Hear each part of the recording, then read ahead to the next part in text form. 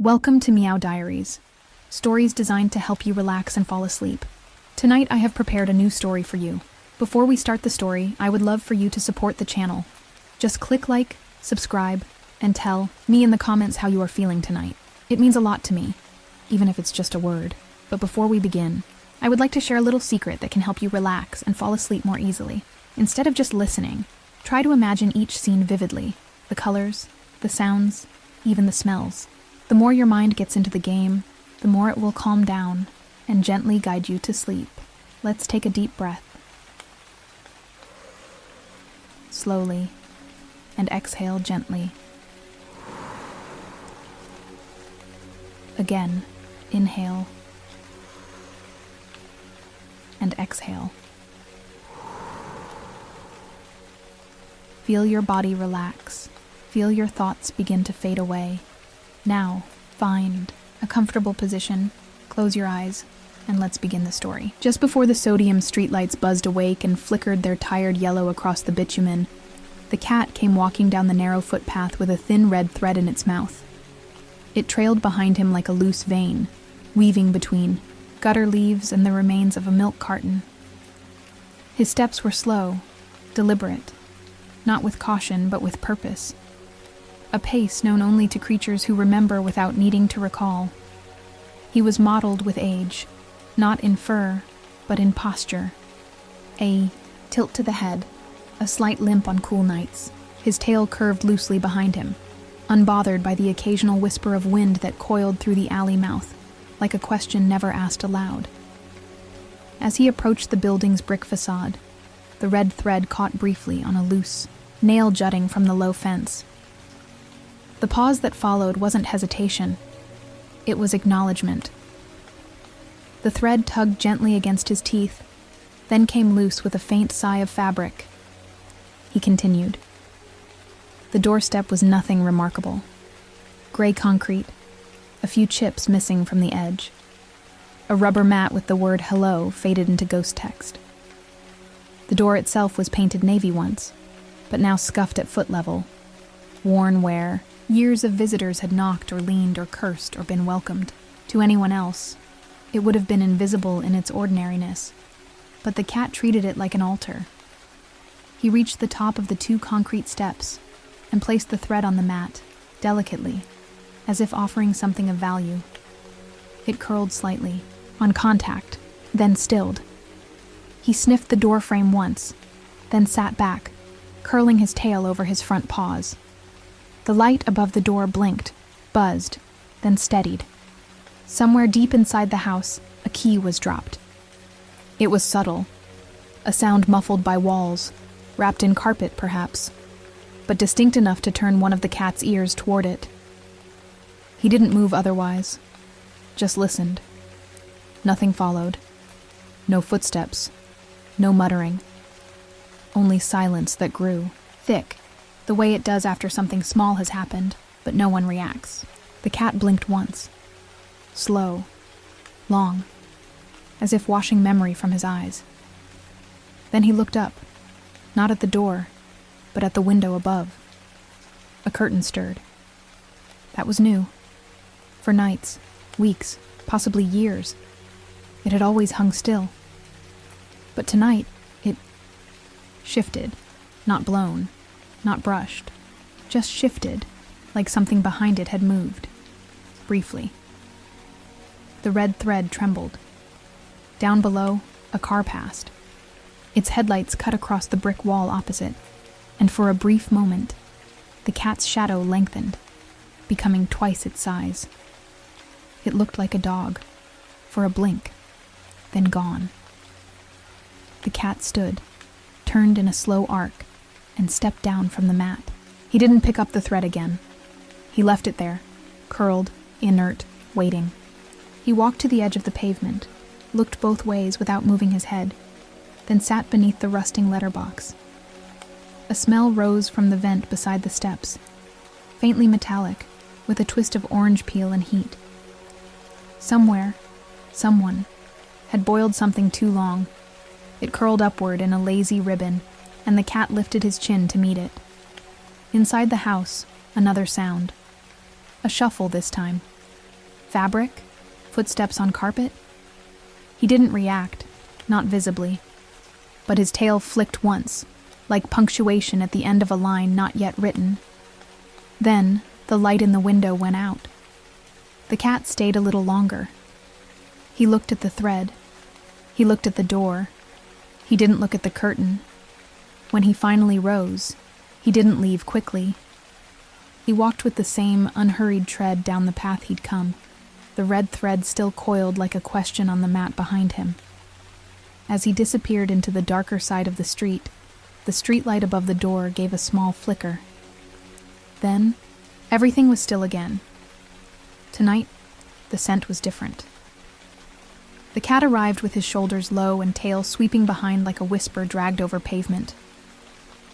His feet knew the cracks in the path without looking, stepping between them with the same precision dancers use in their last performance. Above him, the streetlight hissed, flickered, then committed to its dull glow. He stopped at the same spot, on the third tile, just before the final step, where he always paused. But this time, his nose lifted. His whiskers trembled. There was something new beneath the door. It wasn't strong. It wasn't even clear. But it was there. Faint as the trace of someone else's perfume on a borrowed scarf. Spiced, almost. Ginger and heat, like the start of a meal. Like the middle of a memory. He stepped onto the mat, careful not to disturb the red thread that had stayed overnight, although it had shifted. Slightly. Not where he'd left it. Curled tighter, as if tugged by something unseen. Or someone. That was new too. He sniffed it, confirmed its scent, his, but layered now with something faint and electric, fabric rubbed with skin. Time. The cat crouched, pressing his chin low, and brought his nose to the base of the door. The smell was sharper now, more immediate. It called something forward in him. Not hunger exactly, but a sensation close to it. An ache, perhaps, where food might have gone if it were physical. He blinked slowly. Then he mewled. It was not a sound he made often. Not soft either. Not loud, but deliberate. An asking sound. It echoed faintly off the door. From somewhere, deeper in the flat, a kettle let out the first hush of steam. Not a whistle yet, but the breath before. The cat's ears shifted, adjusting to the layered sounds of the building. Pipes, rustle, hum. He stepped back. Sat. His tail tapped once. The door remained closed, the window dark. But above the door, where no curtain had ever been, something moved, a shadow, long and tall, like someone walking past with a lamp in hand. But the light never reached the glass, and there was no second step. That was when he noticed the paw print. It was inside, pressed lightly into the dust just beyond, the threshold, where the old lino warped near the frame. Clear, distinct, not human, not his. A mirror of his own, but thinner, younger. His own ears flattened slightly, not in fear, but in alertness. There were things that could not be. But there it was, nonetheless. As if something inside had pressed up against the memory of him. Touched the echo and made it solid. A gust rattled the far fence. A single dry leaf spun like a coin tossed without decision, landed beside him and stilled. He watched it settle before turning back to the door. The red thread touched his paw now. Light. Accidental. Or not. He lay down slowly, forelegs curled under, body coiled in a posture older than sleep. He did not close his eyes.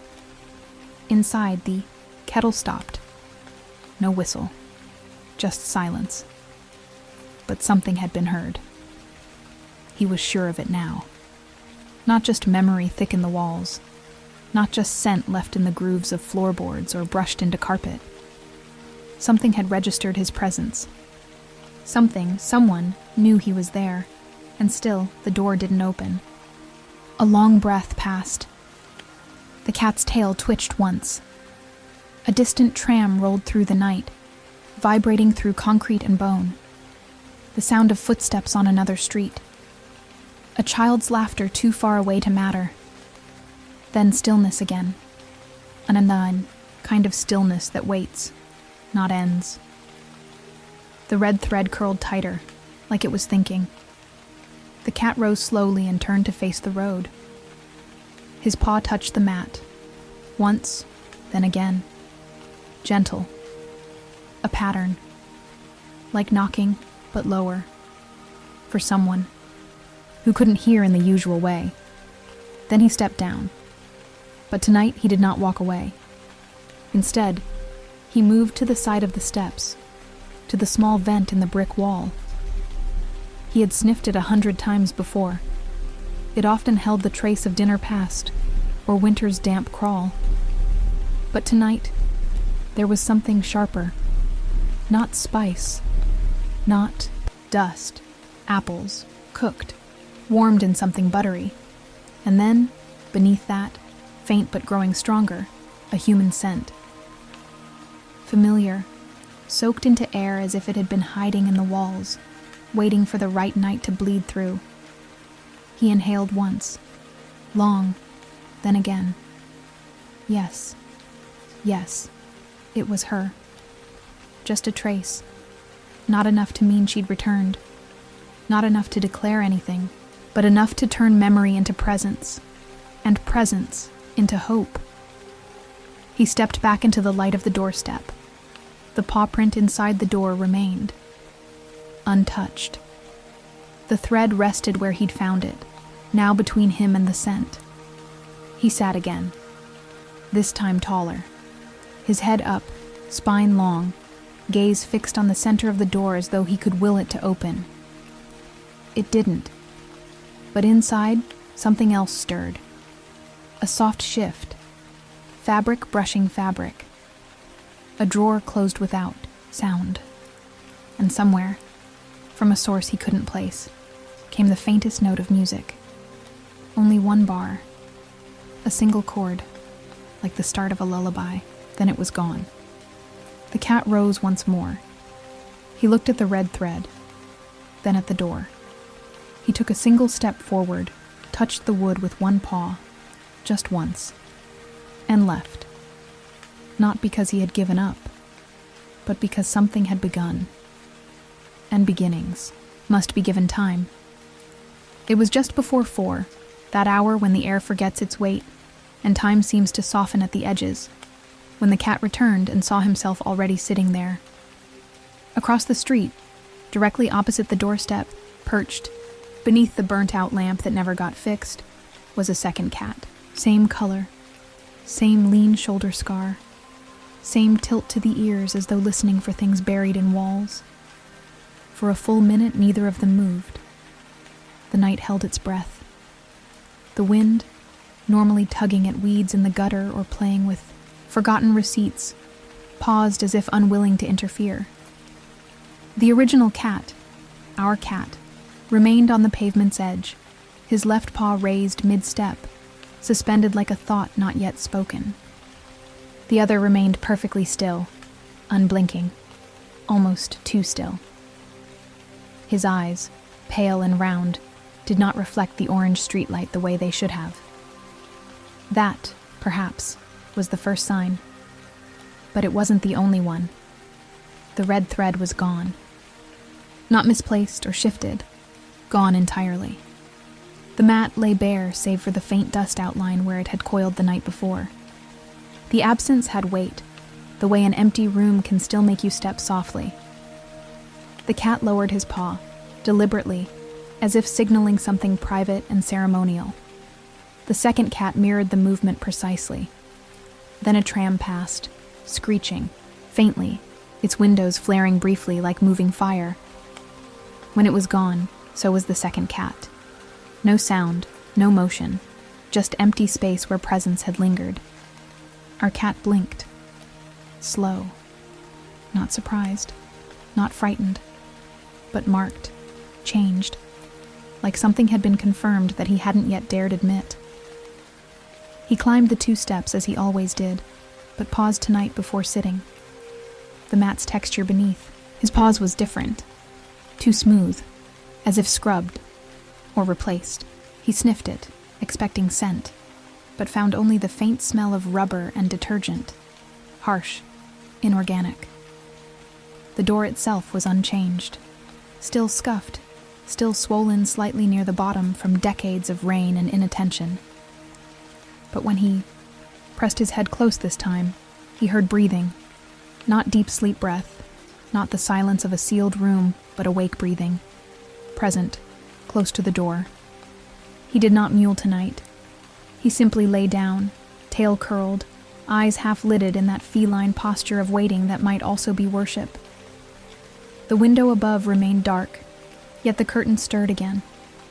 This time not from within, but drawn outward as though suctioned by the night itself. Just for a moment. Enough to show a handprint on the inner glass. Not fresh. Faded. Child-sized. Still, it hadn't been there before. Across the road where the second cat had been, a new shape appeared. A paper bag crumpled at its base, moving, despite the stillness of the air. Rustling as though something small crawled inside it. The cat watched but didn't rise.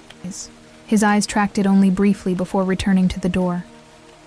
There was something here tonight, something circling the edge of comprehension. He shifted slightly, enough to rest his side against the cold threshold.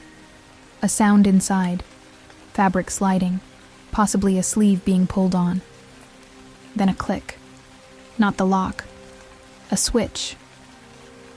A light came on behind the door, not spilling out, but glowing through the crack beneath. It was yellow, warm. The kind of light used when someone doesn't want to wake the whole house. He listened. He watched. Nothing else happened, and yet everything had changed. In the quiet that followed, he lowered his head to the mat and exhaled once, slowly, as if letting go of some internal tension he hadn't realized he held. The smell of detergent remained, sharp and unwelcome, but layered now beneath it, so faint only his memory could detect it, was the scent of wool.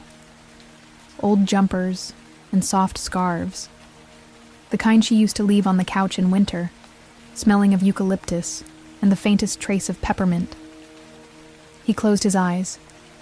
For the first time in months, perhaps longer, he closed them fully.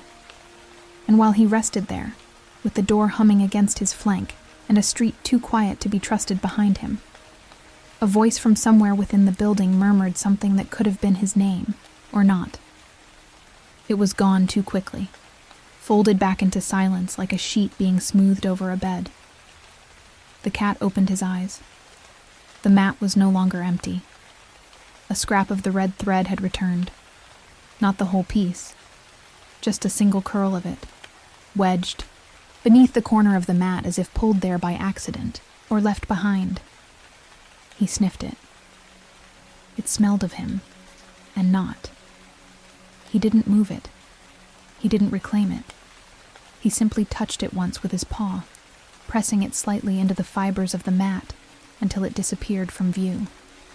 Then he stood, turned, walked back down the path, not looking across the street this time, not scanning for shadows, just walking, tail high but uncurled, steps steady, heart unhurried.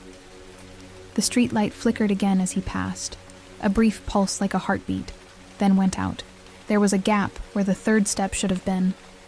Not broken, not damaged, gone.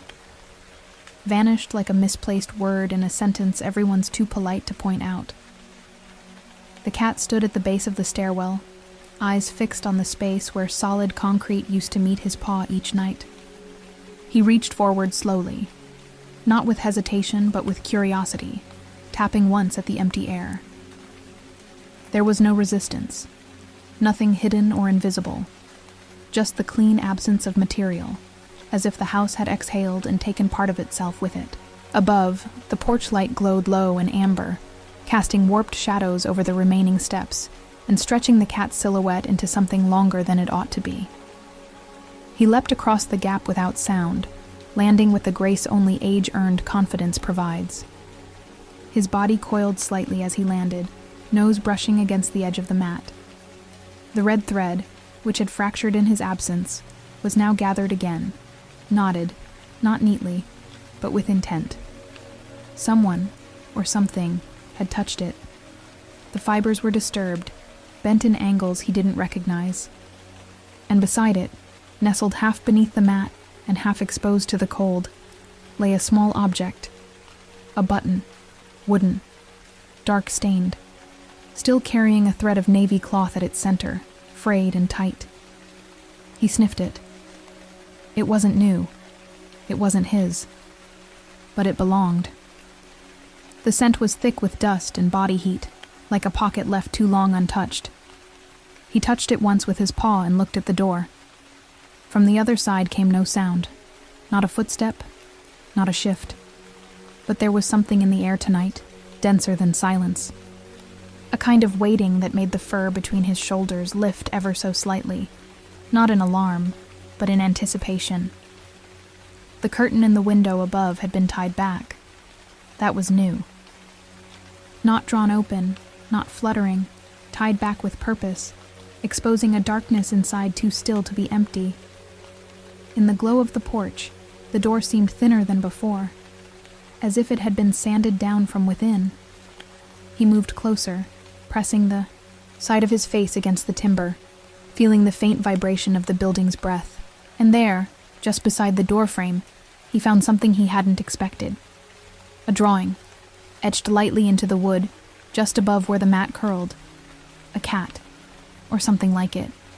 Crude lines, child's hand, 4 legs, long tail, 2 pointy ears. No face, just the shape of remembrance.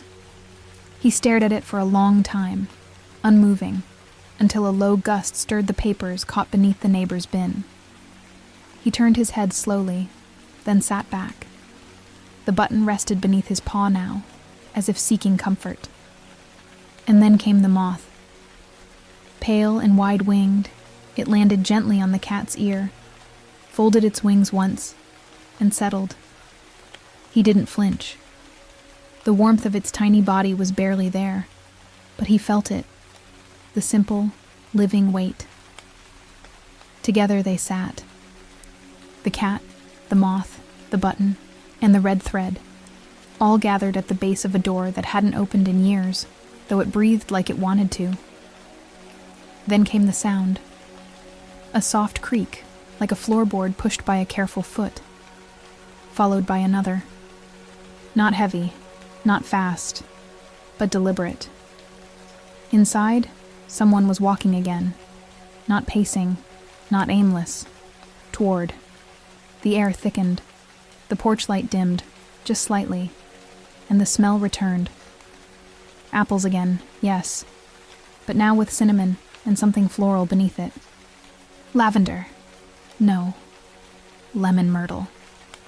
The combination struck him with a sudden clarity, as if summoned from a memory buried in dust. The same scent that had clung to the woman's dressing gown.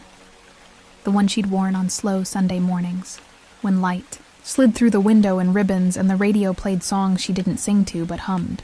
He stood, leaned forward, and placed his paw where the third step used to be, hovering just above the emptiness. Not stepping down. Not yet.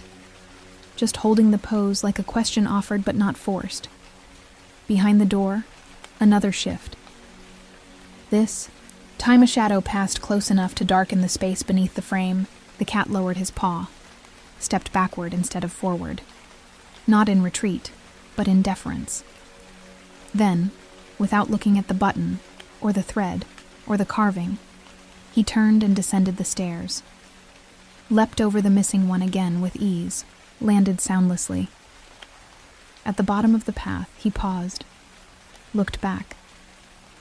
And in the window where no light had ever shone, a faint shape moved, only for a moment. The size of a person, standing very still. Watching, not threatening, not afraid. Just there. The porch light blinked once, and then held. And in the space where the third step used to be, a single moth wing floated gently down, catching the air like a whisper too soft to hear. The voice came before the cat reached the door, not in words, not in sound. It was the feeling of being named, the curl of recognition around a moment, a pressure behind the ears, a sudden heat in the chest. He froze mid-step, one paw raised over a pool of orange streetlight, and let the sensation pass through him like water rushing through a crack. He didn't look around. There was nothing to see, only the familiar quiet of the street, still worn at the edges with sleep, a few lights flickering in the flats across the road, and the sound of a bottle rolling unevenly in the gutter. But something had shifted. Something was listening back. He resumed his approach, slower now, head low. The missing step remained absent, still a wound in the architecture, but tonight the gap felt more like invitation than warning. He crossed it with care, and when he reached the mat, he found the button gone. No trace of it remained, not even a scent. But in its place, pressed carefully into the mat's bristles, was a new object, a scrap of cloth. Blue wool, softened at the edges, torn clean along one side. The cat sniffed it, touched it with a single claw, then sat. Inside the house, silence, but not the absence of noise, the presence of waiting. He turned his head slightly, ears twitching, independently. Somewhere far off, the sound of a bicycle bell. Closer, the tick of an electric meter resetting itself. Then suddenly, the buzzer. Sharp, metallic, unexpected. It broke the air like a crack in porcelain. The cat flinched, barely, just enough to shift his weight. The buzzer again, long this time. A tone that didn't belong to him but still seemed to reach for him. He stepped toward the door, pressed his head lightly against it, and waited. No response from within, no movement. But then, another voice, this one smaller. A whisper not heard but understood. It didn't say his name. It didn't even use words, but it meant, "I know you're still coming." His body relaxed into a half-sit, tail wrapping once across his toes. The cloth scrap still brushed his flank. Above, the curtain was gone, not tied back, removed. The window fully bare, showing a perfect square of black glass. Behind it, faint movement. Not shadow, not light. Just the feeling of movement. The cat blinked and felt his breath catch in his throat. Not fear, not hope. Something between. A yearning so precise it almost hurt. He moved forward, pressing his paw into the crack beneath the door as he had before. This time the wood was warm, the smell of lemon myrtle stronger. A kettle was boiling, a drawer opened and closed. No one spoke, but everything inside sounded like it remembered him. He leaned into the door frame, allowing his shoulder to carry his weight, and closed his eyes for only a moment. In that stillness, a presence settled beside him. Not touch, not scent, just the unmistakable awareness of not being alone. He turned his head. Nothing there, but the wind had changed. It now carried music. Just a thread, 2 notes, then silence. The kind of silence that follows something being said too clearly. He rose, nudged the cloth with his paw. It didn't move. Heavy, maybe. Wet. He sniffed again and caught the faint trace of something metallic, something sharp beneath the wool. Blood, perhaps. Old. Cleaned.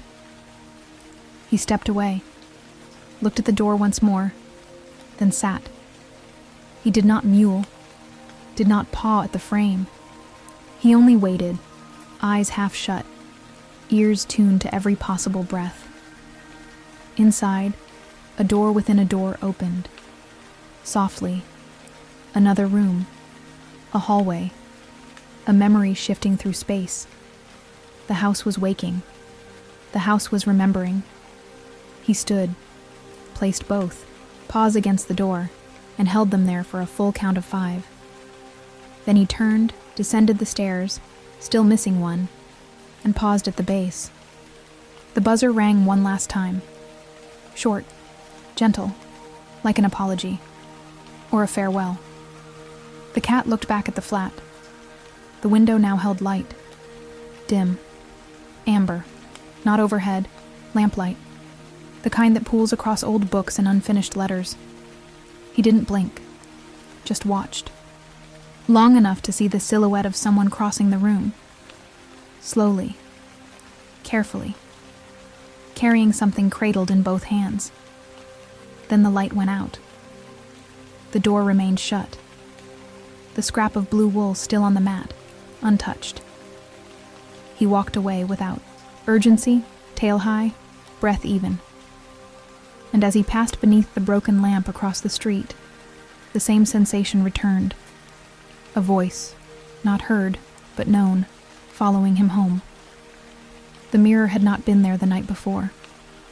It lay just inside the door now, tilted against the threshold at a strange angle, its edges fractured but not sharp, its surface catching the lamplight in a way that turned reflection into confusion. The cat saw himself, and did not. In one shard, his eyes were closed. In another, his mouth was slightly open, as if mid-mew. In yet another, his tail curled to the left instead of the right. He stood before it on the porch, motionless, pupils narrowed against the warm light, now seeping from beneath the door like melted amber. The light didn't flicker, but it moved, folding gently across the floorboards, pulsing in time with something, deeper inside the flat. He stepped forward. One paw touched the edge of the mirror's reflection, and for an instant the image shimmered, showing not a cat at all, but something indistinct. Taller, hunched, holding its hands like paws and its gaze like apology.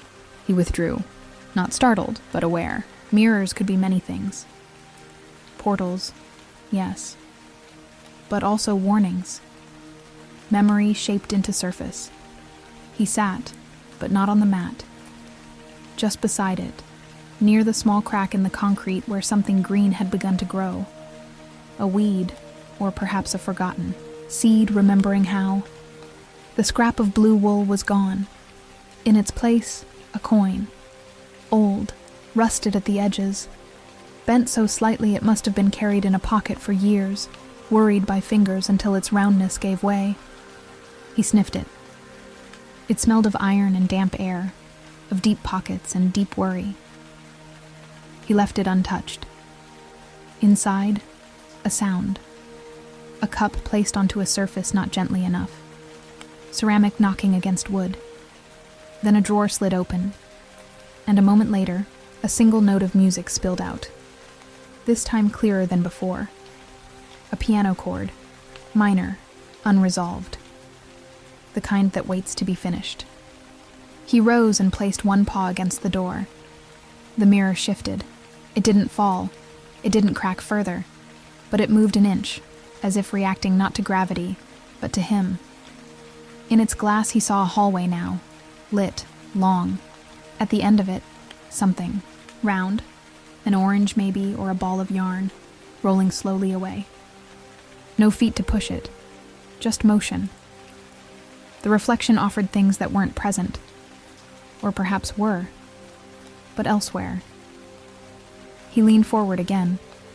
His nose touched cool glass. The hallway vanished. His own face returned but altered. Eyes wider, ears back, the fur at his throat ruffled as though caught in an unfelt wind. He pulled away and lay down, chin on paws, gaze level with the mirror's edge. The light inside grew brighter. Not intrusive, but bold, as though no longer hiding. Above him, the window showed nothing now. No curtain, no glass, just darkness layered thick like velvet. A space with no inside. He He did not look up for long. His attention returned to the door, to the mirror, to the light. Inside, a voice. Not a name, not a word. A sound. Half hummed, half spoken. Like the sound someone makes when remembering something out loud. It lingered, then faded. The mirror tilted again, this time showing him not the hallway but the front porch, his porch, but from behind, as though he were being watched from inside. The cat in the mirror sat as he did, but his tail moved differently. A slow flick, almost impatient. The reflection lifted one paw and placed it against the glass. Outside, the real cat did the same. For a breathless second, their paws aligned. The glass fogged slightly where they touched. Then the reflection lowered its head, closed its eyes, and the mirror stopped moving. He watched for several minutes. Nothing else happened. Then the light inside dimmed again, slow and steady, as if the house itself were preparing for sleep. He rose. The coin remained untouched. The mirror still angled. The air carried a scent he hadn't known for years. Firewood smoke and warm bread. It struck him not in the nose, but in the chest. A memory wrapped in muscle. She used to light a single candle when the power flickered, setting it in an old teacup with gold trim. She'd hum something shapeless and feed him crumbs off her fingers. He didn't understand the song, only the softness in it. And now, it had returned. Not in melody, but in pressure. The weight of being held in a past that refused to harden into silence. He stepped back, turned once, looked again into the mirror. The hallway was gone. So was the reflection. It showed only the door now. Closed. Silent. Real. He descended the steps, still missing one, still uncaring, and padded into the darkness beyond the gate. A tram's bell sounded far off. A dog barked in a laneway. Life resumed its ordinary patterns. But behind the door, something stirred. Again. Not a ghost. Not a memory. Something alive. Something ready. The door was open. Not wide, not welcoming, but ajar, just enough to let the light spill onto the mat in a narrow triangle like the mouth of an envelope not yet sealed. The cat paused at the base of the steps. He didn't lift his paw. He didn't tilt his head. He only looked. For the first time since he had begun his visits, however many nights ago that truly was, something had changed without him. The door had moved on its own. Or perhaps, more precisely, someone inside had decided to unfasten it. The gap revealed nothing. No face, no sound, no shadow, not even scent. Just the thin warmth of indoor air, a little too still to be fresh, with the subtle weight of familiarity in its flow.